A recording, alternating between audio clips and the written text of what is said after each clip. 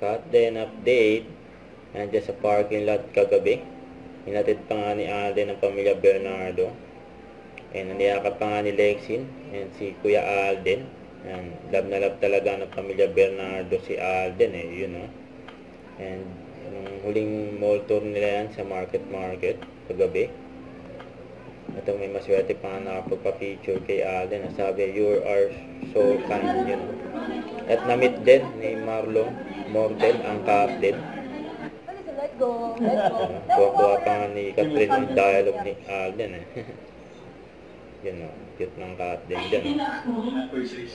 Tapos ng Jamie Pinoy TV. Ayun, may pa-heart